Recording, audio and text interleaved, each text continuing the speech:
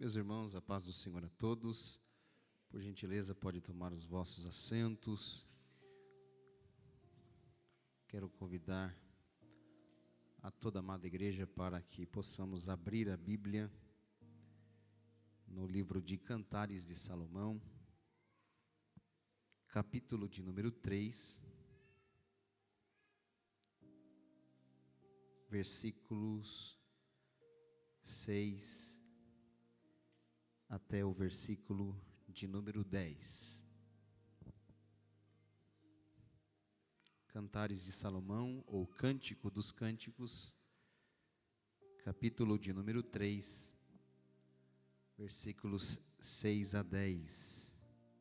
Enquanto os irmãos procuram o texto, eu quero agradecer a Deus por esta oportunidade que o Senhor concede não somente a mim, a minha família, mas a todos nós como igreja, estarmos na noite deste sábado no culto da palavra para adorar o nome do Senhor Jesus. Já sentimos aqui a presença de Deus, porque Deus habita no meio dos louvores, e eu tenho certeza que ainda Deus tem um pouco mais para fazer e realizar no nosso meio. Quem crê assim, diga amém. Deus abençoe o nosso pastor presidente, pastor Gedaías, pela confiança e responsabilidade de estar aqui fazendo uso da palavra de Deus para ministrar o coração de todos. Eu quero ler o texto Cantares de Salomão, o cortejo nupcial. O esposo exprime o seu amor pela esposa. Quem é esta que sobe do deserto como colunas de fumaça, perfumada de mirra, de incenso e de toda sorte de pós aromáticos? Eis que é a liteira de Salomão. 60 valentes estão ao redor dela, dos valentes de Israel, todos armados de espadas, destros na guerra, cada um com a sua espada à cinta, por causa dos temores noturnos. O rei Salomão fez para si um palanquim de madeira do Líbano.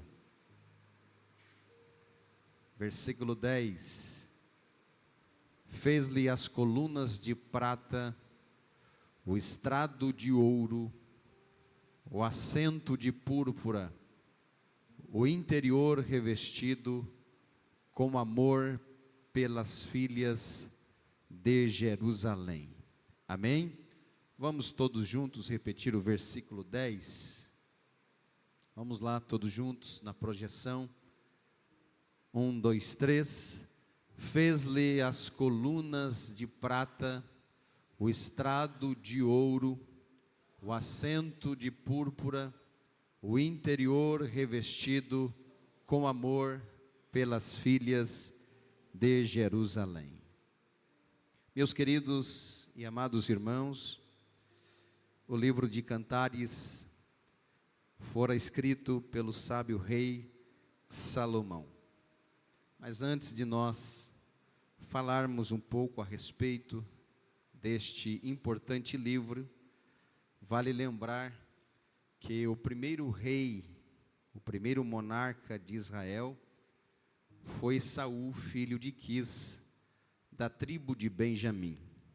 O texto diz que ele era alto, o seu ombro se sobressaía todo o povo, era um homem forte, porém a Bíblia diz que ele desobedeceu as ordens de Deus e Deus o rejeitou para que não reinasse mais sobre Israel. Ele reinou por um período de 40 anos, sendo posteriormente substituído pelo rei Davi.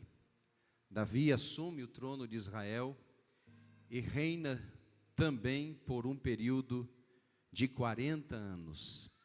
Davi era um homem guerreiro. Davi era um homem de batalha. Tanto é verdade que quando ele quis construir um templo para que o nome do Senhor fosse glorificado em Jerusalém, Deus diz: Davi, olha para as tuas mãos. E Davi olhou para as suas mãos e percebeu que nas suas mãos tinha sangue, porque Davi matou muitos inimigos de Israel durante o seu reinado de 40 anos. Deus estava dizendo para Davi que ele não era digno de erguer uma casa para a adoração do seu nome, mas o seu filho, a saber, Salomão, teria este privilégio de construir um santuário, o templo em Jerusalém, no lugar do seu pai Davi. A Bíblia diz que após a morte de Davi, o seu filho Salomão, ele assume o lugar do seu pai, reinando também por um período de 40 anos.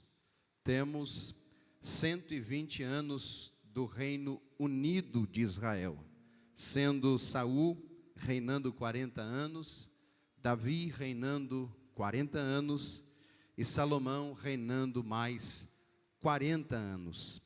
Quando nós falamos dos 40 anos do reinado de Salomão, nós falamos de 40 anos de reinado de paz.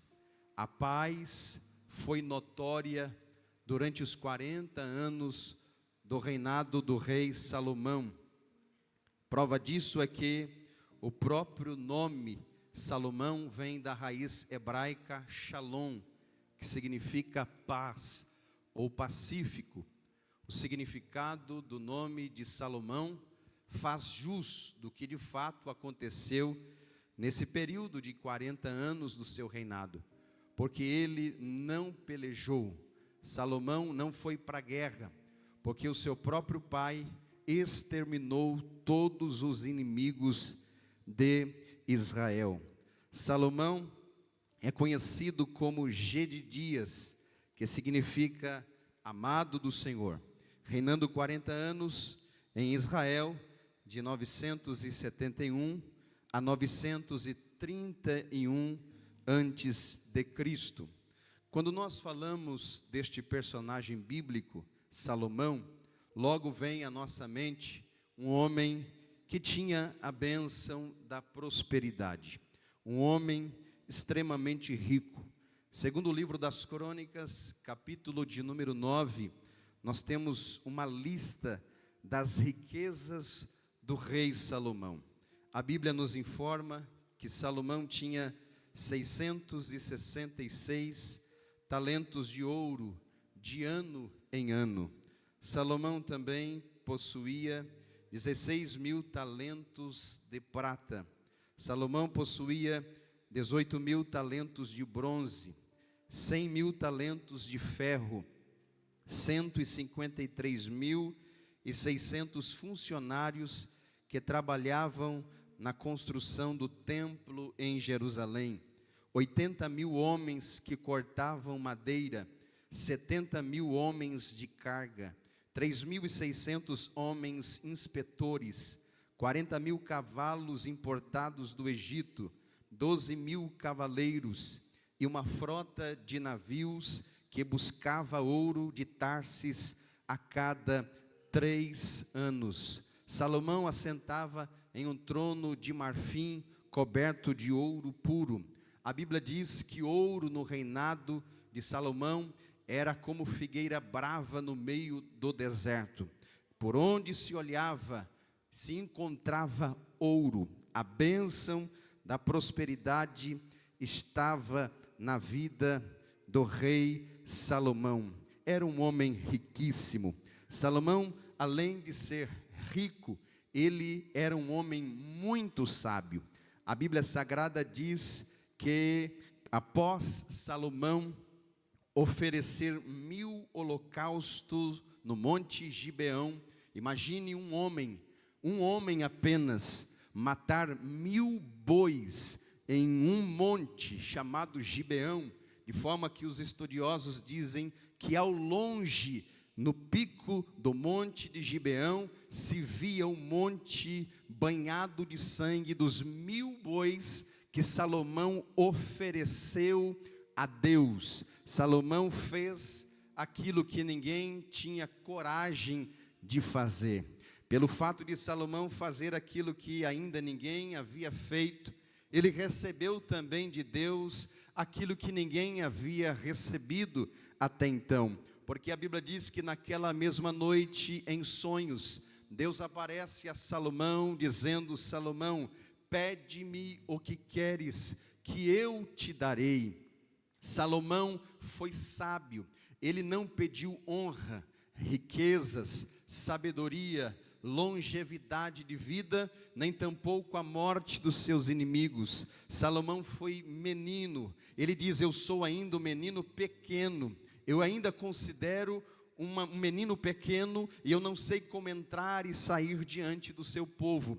Eu preciso de sabedoria, para que eu possa administrar este tão grande povo que o Senhor colocou em minhas mãos. E Deus olhou para ele e diz: gostei da sua palavra, Salomão, porque não pedistes riqueza, honra, glória, longevidade de vida, e nem tampouco a morte dos teus inimigos. Além de sabedoria, eu vou te dar riquezas, vou te dar aquilo que você pediu, e também vou te dar aquilo que você não pediu. Aí eu me lembro das palavras do apóstolo Paulo, pastor Gedaías, quando diz que Deus, ele é poderoso para fazer abundantemente mais, muito mais além daquilo que pedimos e daquilo que pensamos, segundo o poder que em nós opera.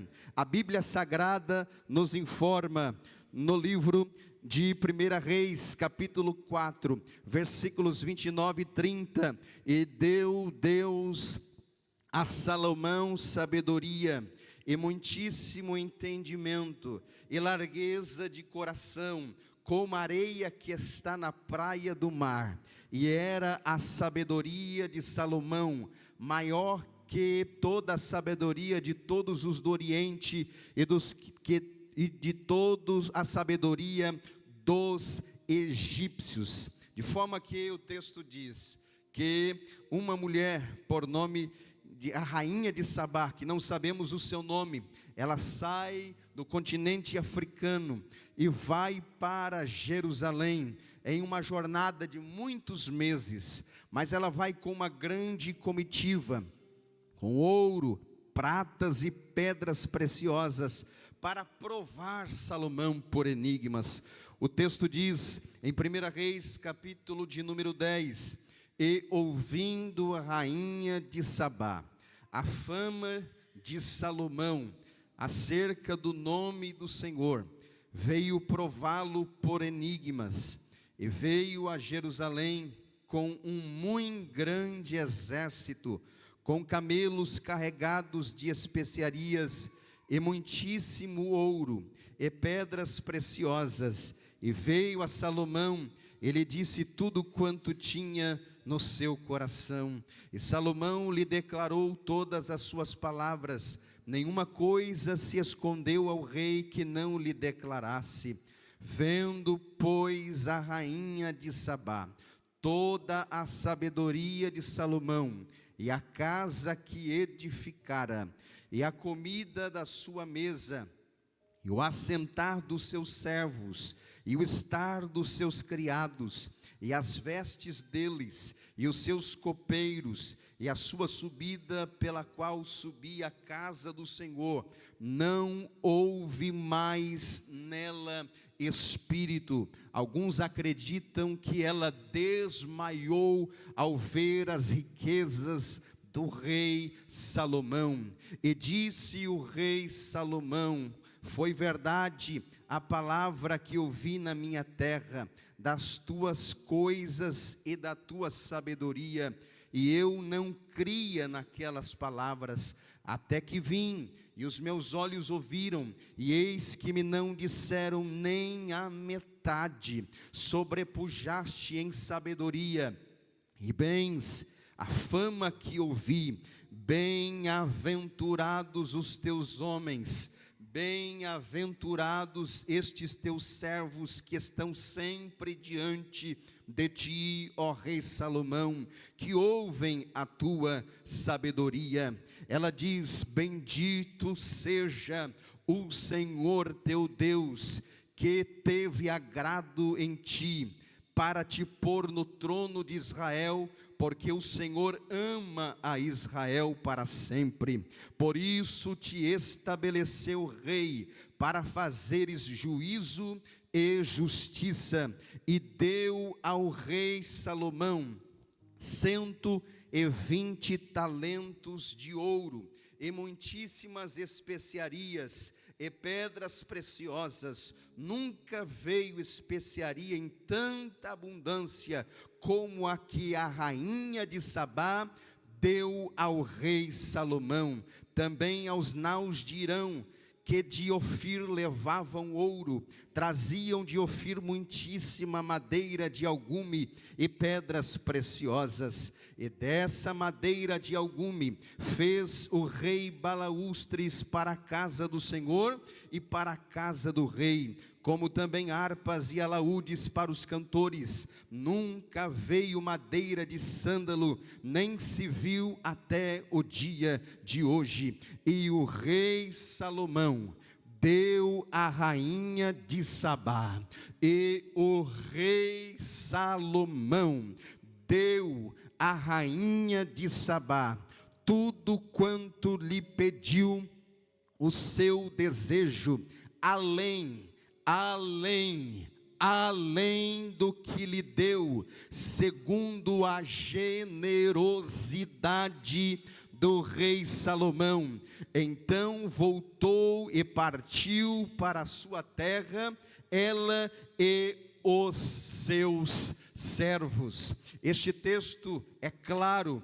Esse texto nos mostra a visita da rainha de Sabá no templo ou na casa do rei Salomão. Ela ficou boquiaberta porque ela viu tudo diante dos seus olhos e não era nem metade do que os seus olhos estavam contemplando. Para impressionar o rei Salomão, ela te abre os seus tesouros e dá ao rei Salomão 120.000 talentos de ouro, muitíssimas especiarias e pedras preciosas. Nunca veio especiaria em tanta abundância como a que a rainha de Sabá deu ao rei Salomão. Ela queria impressionar o rei. Quando ela se despede do rei Salomão, parece que vejo o rei Salomão dizendo: espere um pouco, porque ninguém que chega no meu reino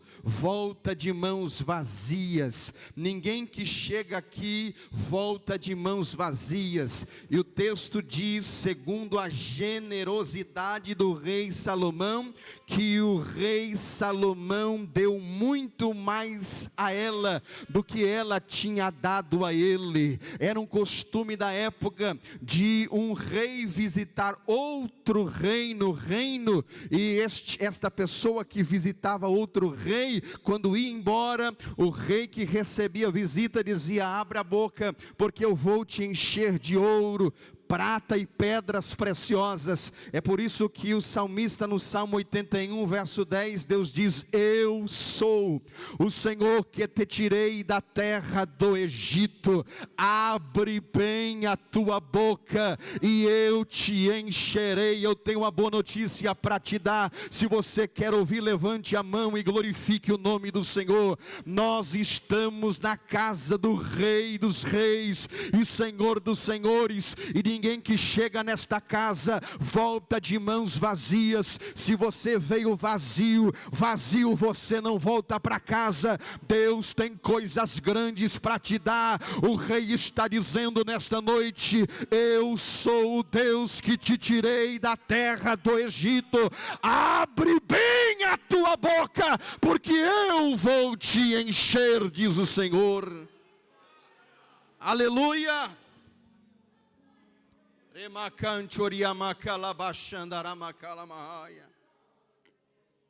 O texto diz que Salomão deu a ela muito mais do que havia recebido.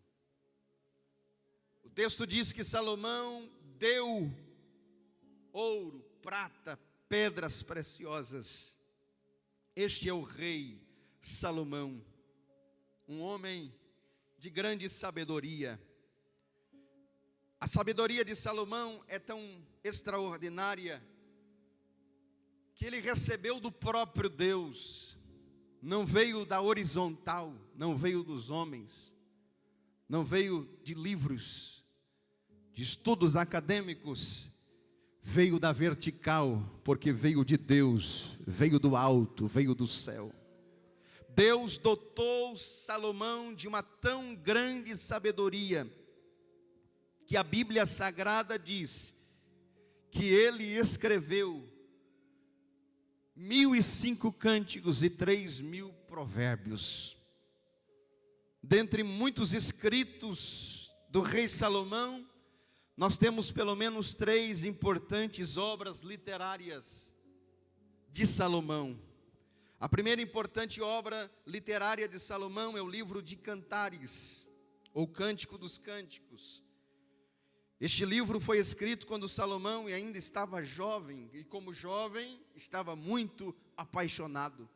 É por essa razão que ele escreve o capítulo 8, versículo 7, as muitas águas não poderiam apagar este amor e nem rios afogá-los. Salomão escreve a sua segunda importante obra literária, a saber, o livro de Provérbios.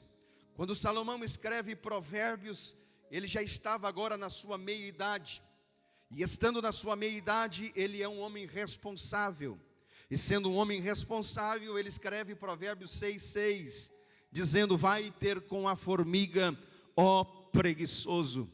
Em outro versículo ele diz: não ameis o sono, porque Salomão sabe que o trabalho dignifica o homem.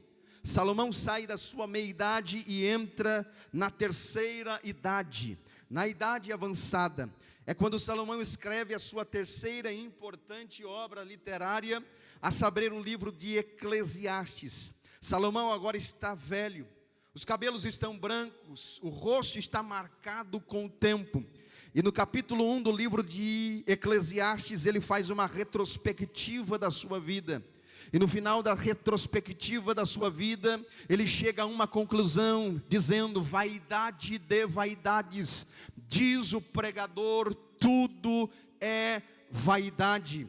Na altura do capítulo 12, ele dá um conselho aos jovens, aos mancebos, dizendo: lembra-te, não se esqueças do teu Criador no dia da tua mocidade, no dia da tua juventude, no dia da tua meninice.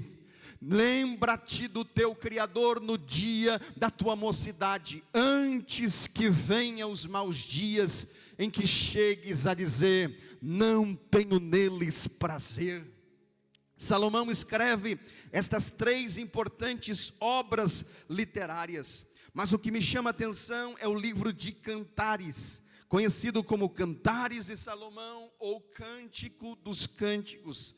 Assim como o Rei dos Reis é o Rei que está acima de todos os reis da terra, assim como o Santo dos Santos é o lugar mais sagrado do templo, do tabernáculo, Cântico dos Cânticos é o cântico que está acima de todos os cânticos. Já disseram o Rabino Akiva no ano 95 depois de Cristo, que todos os livros do Tanakh, da Bíblia hebraica dos judeus, são santos, mas o livro de Cantares é o santo dos santos. Na Bíblia hebraica existem os 5 rolos dos judeus considerados sagrados como Megilote, e dentro do Megilote o primeiro livro é o livro de Cantares de Salomão, que ainda é cantado e lido na festa do Pessach, na festa da Páscoa pelos judeus até os dias de hoje. Lendo esse livro, eu descobri que dentro deste livro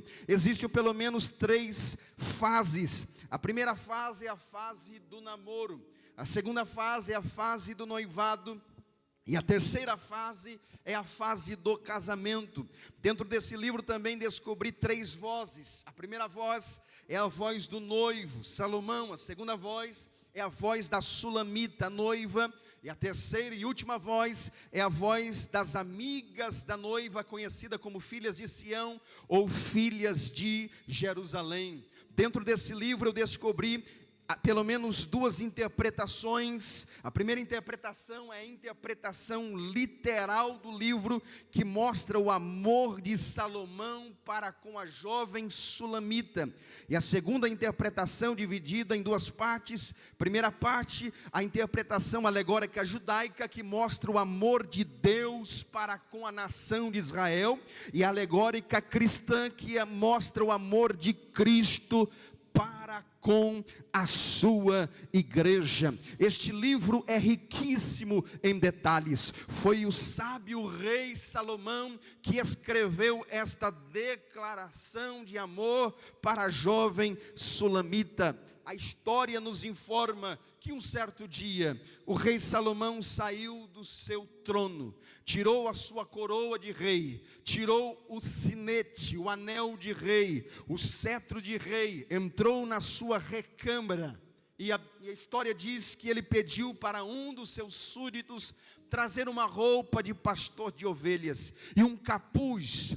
E logo que trouxeram a roupa de pastor de ovelhas, um cajado e um capuz, ele colocou a roupa de pastor de ovelhas, pegou o cajado na mão e colocou o capuz na sua cabeça e saiu para visitar o seu palácio, o seu reino. E a história diz que quando ele está atravessando um dos portões do seu reino, aqueles que guardavam os portões disseram: alto lá, pastor de ovelhas, para onde tu vais? E ele diz: eu vou visitar o reino do rei Salomão, eu vou conhecer todo o reino do rei Salomão.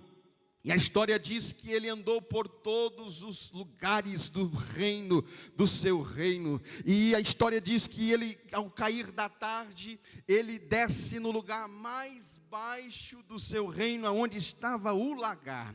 E no lagar havia jovens donzelas, com vestes brancas, pisando sob as uvas, porque era exatamente ali que era extraído o melhor suco da uva, o vinho, para ser servido no palácio real. Salomão está vestido de pastor de ovelhas.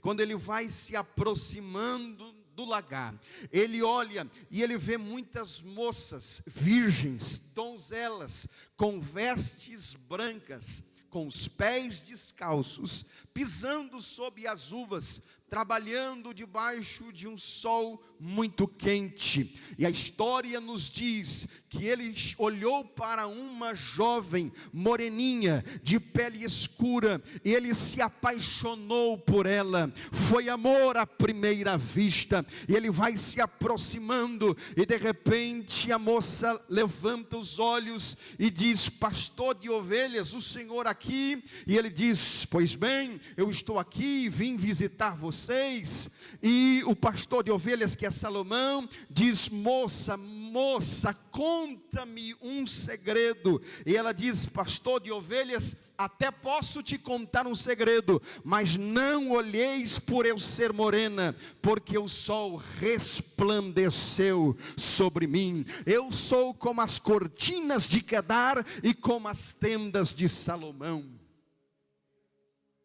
A história diz que Salomão perguntou para ela: moça, por que que existe 7 torres neste lagar? E em cada torre um jovem com uma trombeta de ouro na mão, vestido de vestes brancas. E ela diz: pastor de ovelhas, existem 7 torres, 7 jovens e 7 trombetas, porque quando o rei voltar, porque o rei fez uma promessa, que um dia ele vai visitar o lagar, e vai nos tirar do lagar, e nos levará para o seu palácio real. Existem 7 torres, 7 jovens e 7 trombetas. porque quando o rei aparecer lá no horizonte, estes 7 jovens tocarão as trombetas, e ao soar das trombetas nós saberemos que o rei está voltando para nos tirar do deserto e nos levar para o seu palácio real. Aleluia. Ela diz: pastor de ovelhas, nós estamos debaixo de uma promessa. Só quem está debaixo de uma promessa, levante a sua mão no terceiro céu. Só quem tem promessa de Deus, levante a mão. A igreja tem promessa. Qual é a promessa da igreja? A promessa da igreja é a vinda do noivo, do esposo. Jesus está voltando, mas antes de Jesus voltar, a trombeta vai tocar. O apóstolo Paulo, escrevendo no capítulo 15 de 1 Coríntios, ele diz: eis que vos digo um mistério, na verdade nem todos dormiremos, mas todos nós seremos transformados num momento, num abrir e fechar de olhos. 7 milésimos de segundo, segundo os cientistas, vai ser rápido. 7 milésimos de segundo, num abrir e fechar de olhos, ante a última trombeta, porque a trombeta soará, os mortos ressuscitarão incorruptíveis, e nós seremos transformados. E Paulo diz: aquilo que é corruptível se revestirá da incorruptibilidade, aquilo que é mortal se revestirá da imortalidade. E Paulo diz que quando aquilo que é corruptível se revestir da incorruptibilidade, aquilo que é mortal se revestir da imortalidade, então cumprir-se-á a palavra que está escrita: tragada foi a morte na vitória. Onde está a morte, o teu aguilhão? Onde está o inferno, a tua vitória? Ora, o aguilhão da morte é o pecado, e a força do pecado é a lei. Mas ele diz: mas graças a Deus, mas graças a Deus, mas graças a Deus que nos dá vitória por nosso Senhor Jesus Cristo. A trombeta vai tocar. Quem vai ouvir o soar da última trombeta, levante a sua mão. Nós estamos debaixo de uma promessa: ele voltará para nos buscar. Aleluia.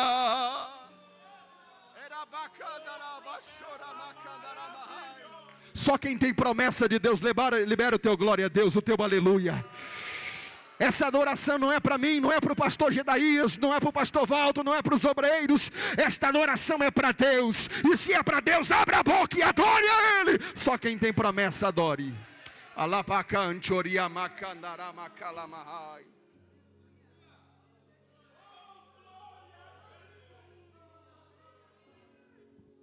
Pastor de ovelhas, existem 7 torres, 7 jovens com 7 trombetas.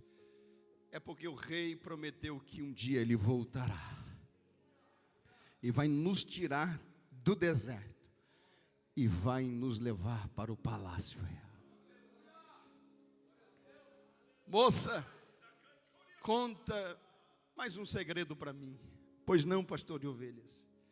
Eu tenho percebido que as suas vestes estão brancas, os vossos pés estão cheios de mosto, manchadas com o suco da uva.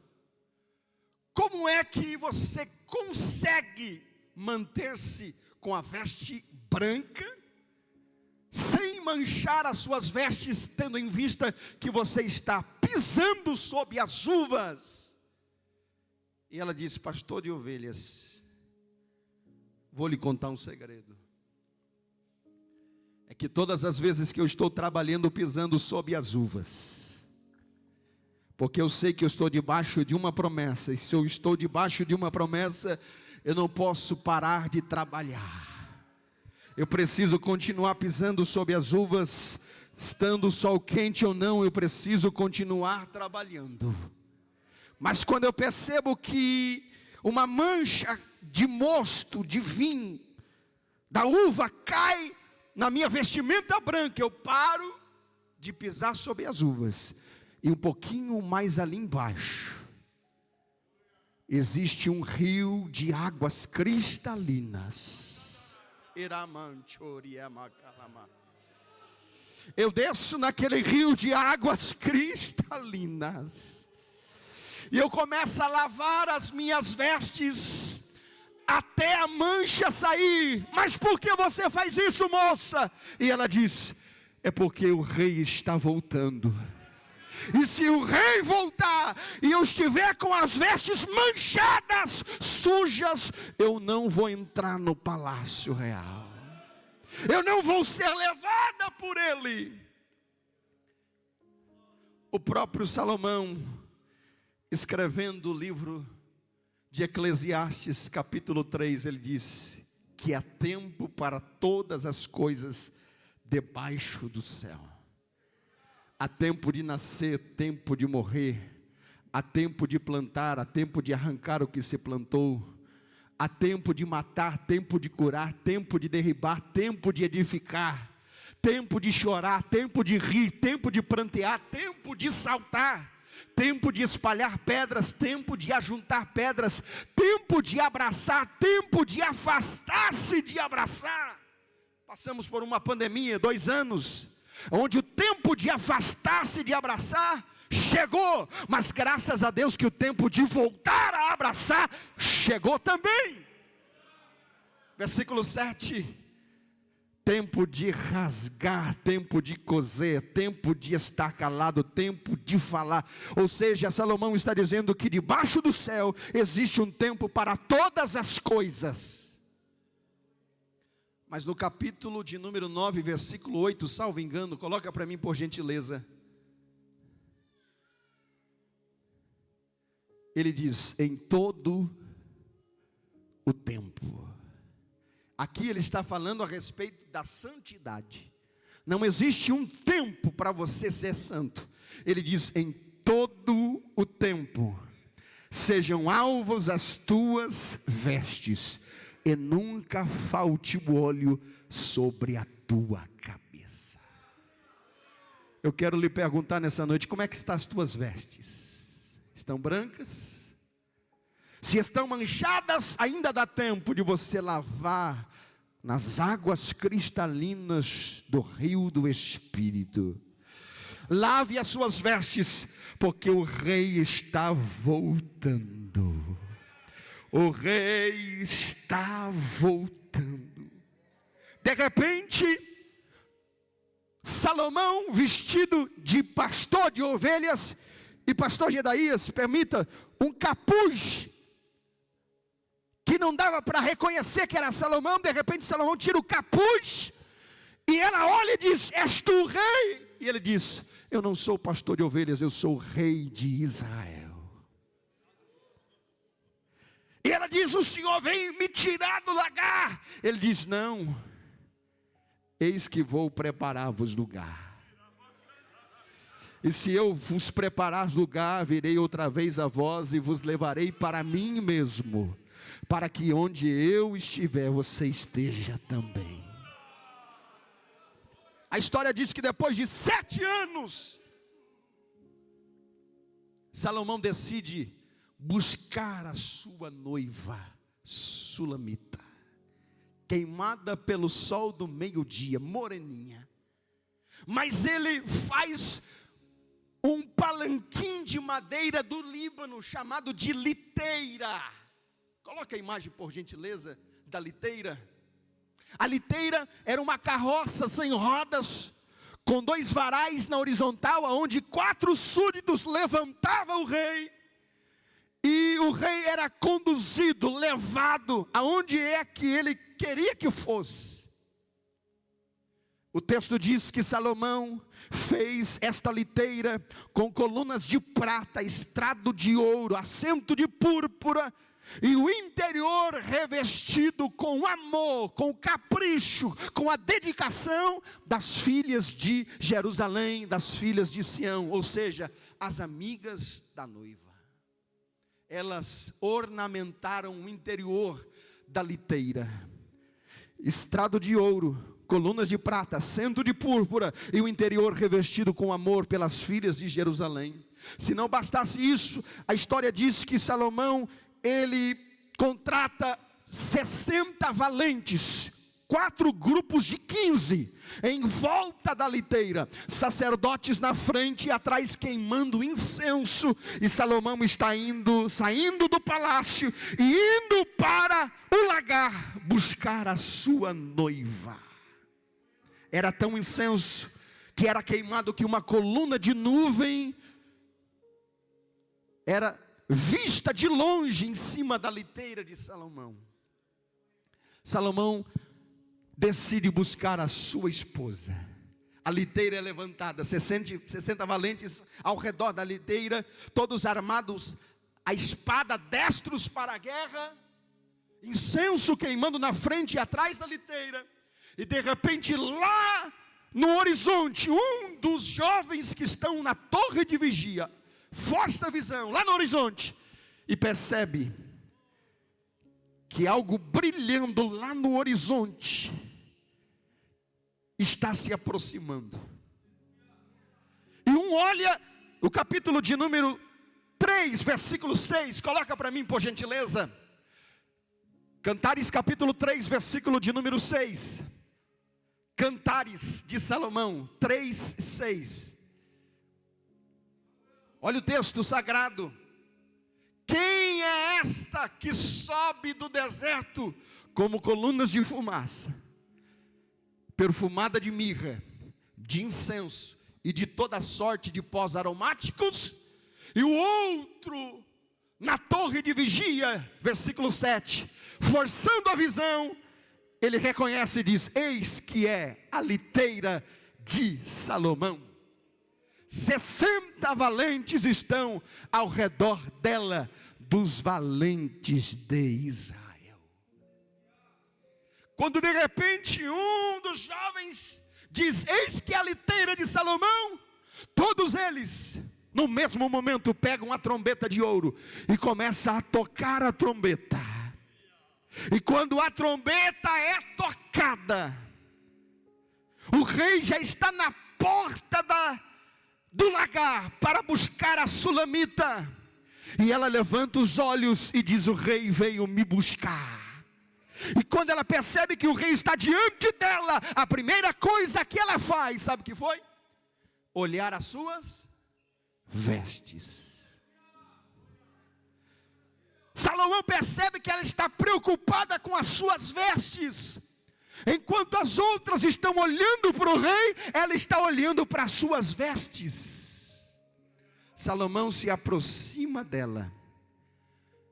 E ele diz no capítulo 4, versículo de número 7. Coloca para mim por gentileza. Tu és toda formosa, amiga minha, e em ti não há mancha.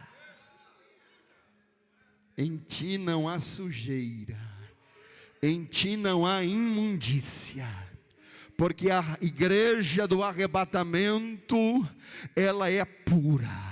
Ela tem as vestes brancas, ela tem compromisso com o noivo, ela não se mancha com o pecado, ela não se mancha com as coisas desta vida, não se mancha com as coisas deste mundo, não. Ela continua pura, ela continua virgem.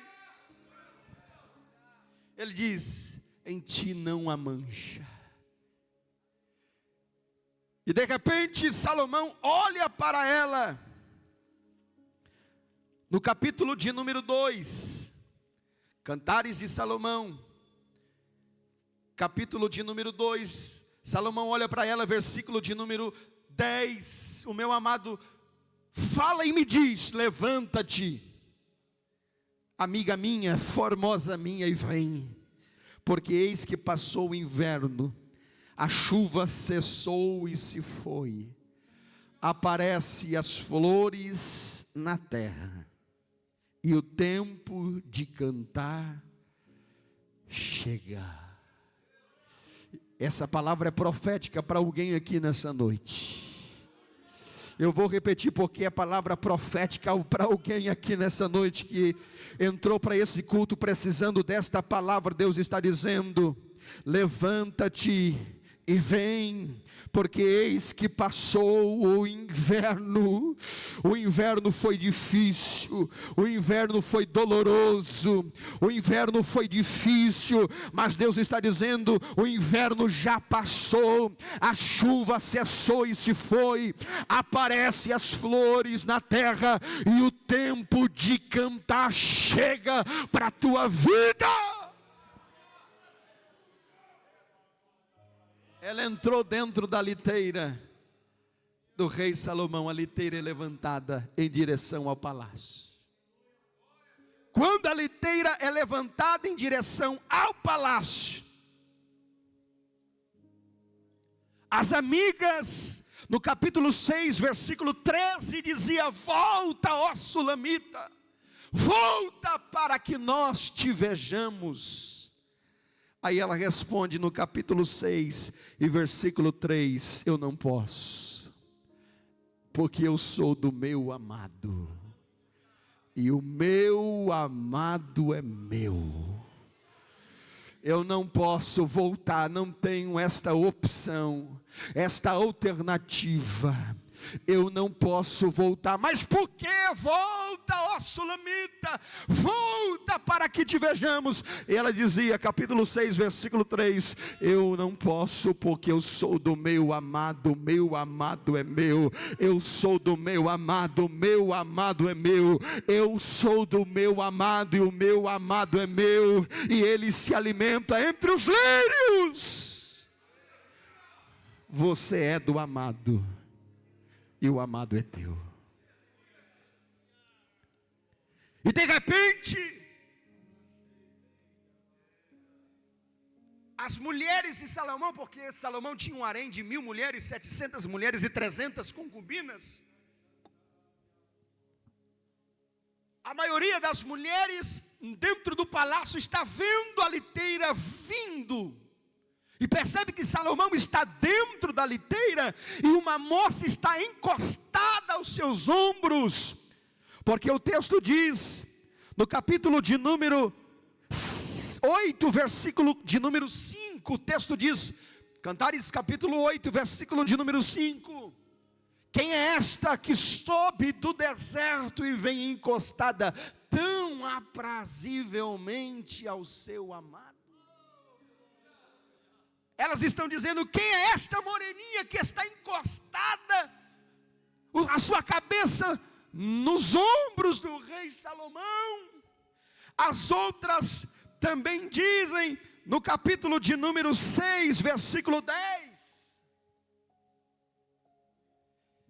Quem é esta que aparece como a alva do dia, formosa como a lua? Porque a igreja é formosa.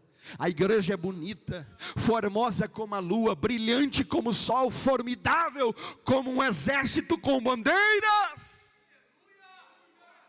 E um olhou para o outro e disse, você não está sabendo não? Ele se apaixonou pela moreninha, queimada pelo sol do meio-dia. A sulamita, na tipologia bíblica aqui, é símbolo da igreja. A igreja é queimada pelo sol da justiça.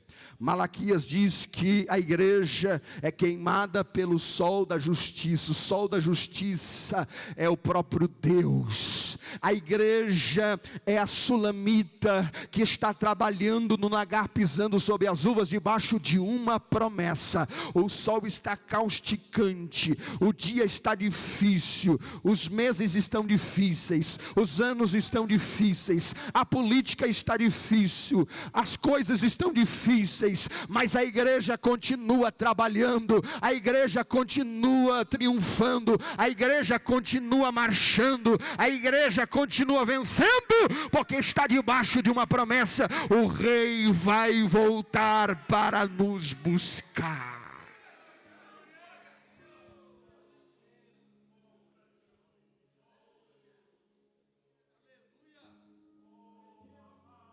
A Bíblia diz que Salomão leva a sulamita para a sala do banquete, capítulo 2, versículo 4. E me levou à sala do banquete, e o seu estandarte em mim era o amor. Mas no capítulo de número 1, versículo 2, a noiva na sala do banquete olhou para o noivo Salomão e disse: beija-me com os beijos da sua boca, porque melhor é o seu amor do que o vinho ou a vinha. Aqui está acontecendo o casamento.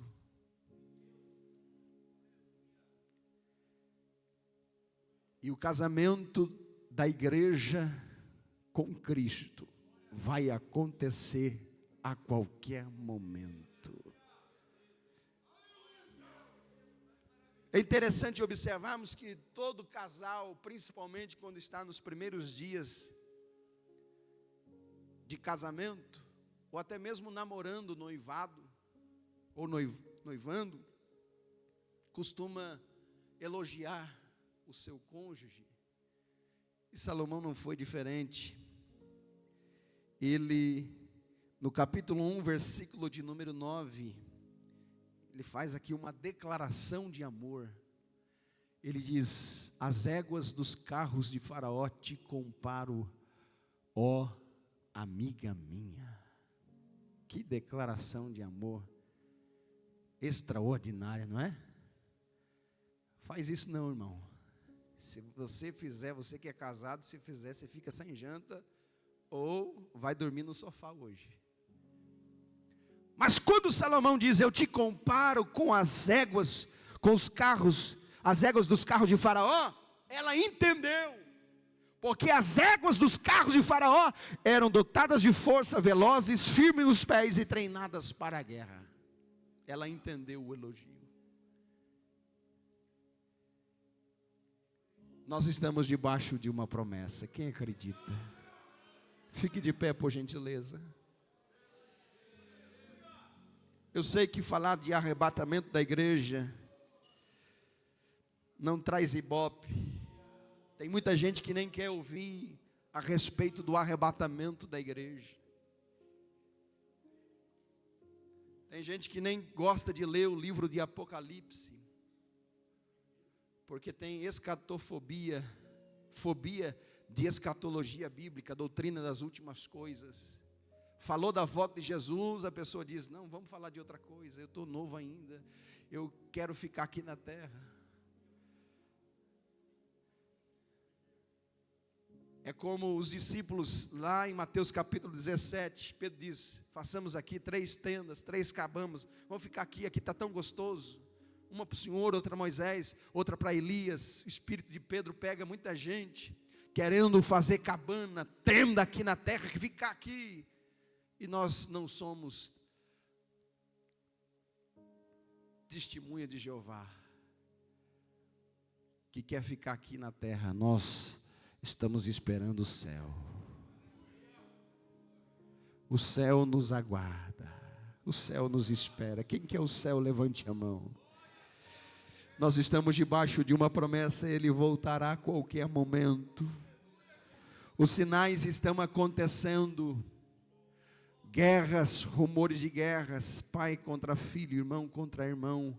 O amor de muitos se esfriando, muitos apostatando da fé, dando ouvidos a doutrinas de demônios. Paulo diz que muitos nos últimos dias teriam comichão nos ouvidos, mas o crente fiel, o crente verdadeiro, ainda se alegra quando se ouve falar da volta de Jesus. Jesus vem, Jesus vem. Por mais que você tenha uma vida estabilizada aqui na terra, por mais que você tenha uma casa própria, por mais que você tenha uma empresa, por mais que você tenha filhos bonitos, por mais que você tenha um casamento abençoado, por mais que você tenha uma família estruturada, por mais que você tenha saúde, mas nada se compara com aquilo que está preparado para nós. Paulo diz que os olhos não viu, os ouvidos não ouviu, nem subiu no coração humano, são aquilo que Deus tem preparado para aqueles que o amam.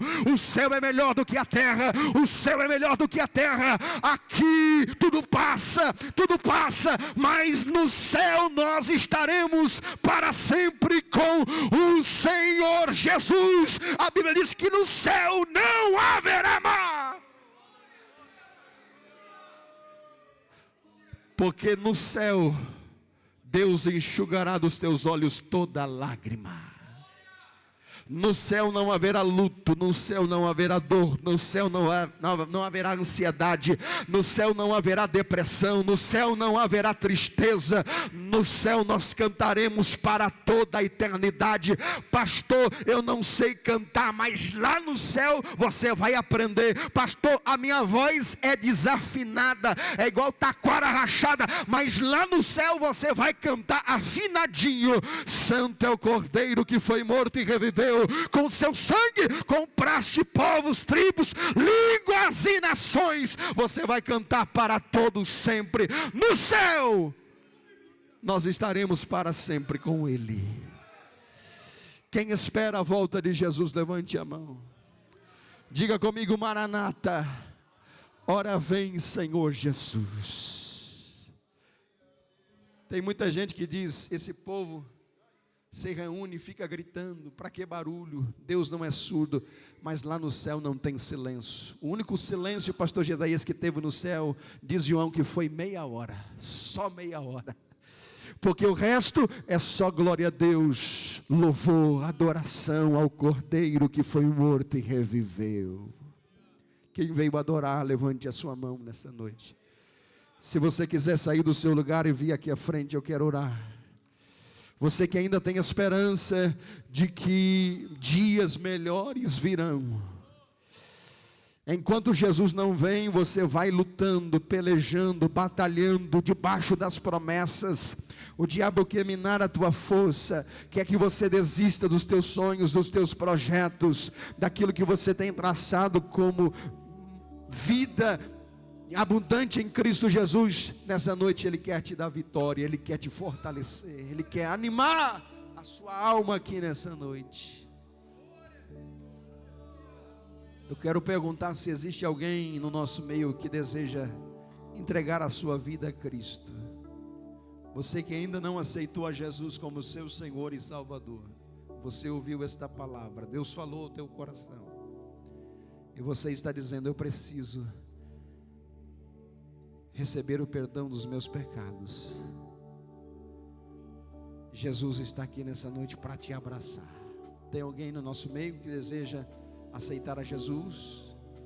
Ou você que estava afastado e deseja retornar à casa do Pai?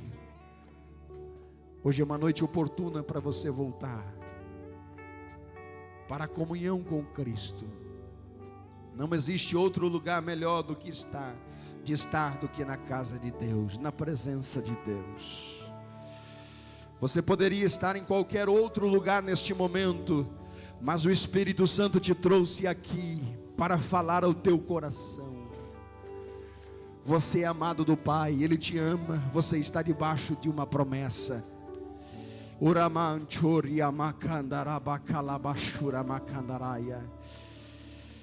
Eu vou orar, depois o grupo de louvor estará adorando o Senhor Jesus, neste mesmo espírito de adoração.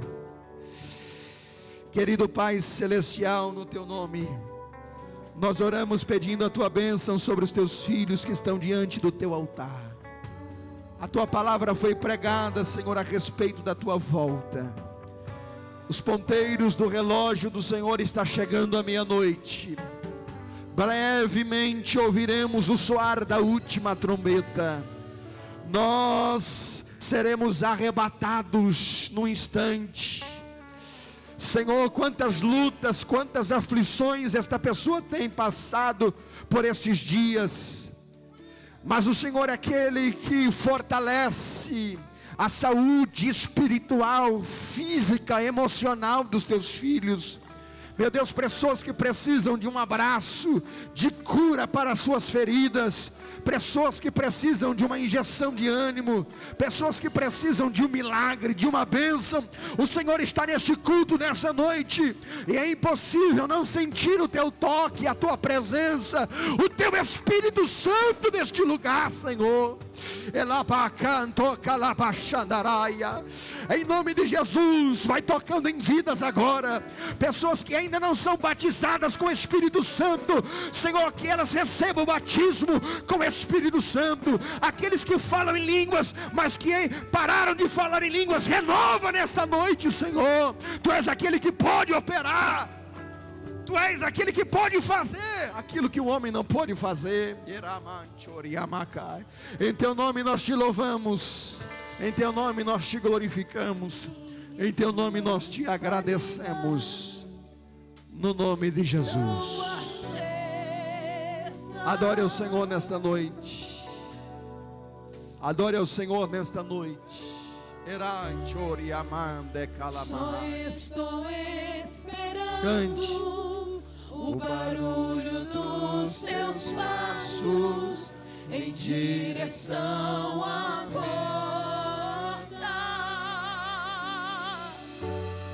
Só até que eu vou abrir para o Senhor entrar. Só Aleluia, aleluia. A sulamita estava na expectativa de que ele voltaria. Ela disse: eu dormia, mas o meu coração velava.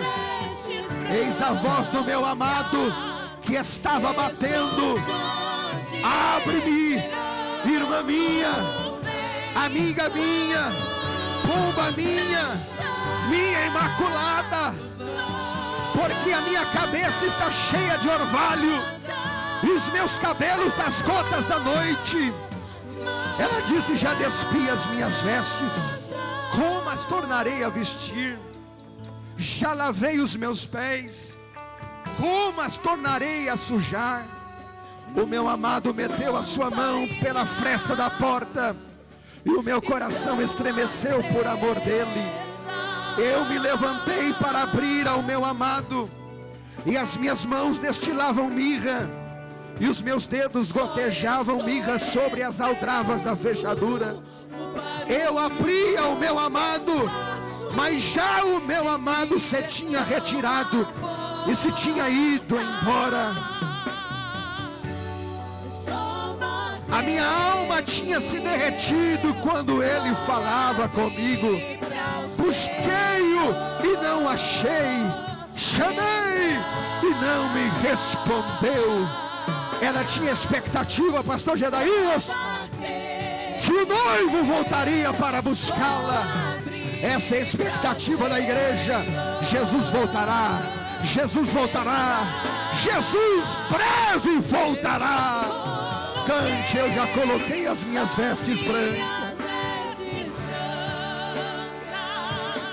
estou só te esperando. Vem, vamos dançar, Maranata.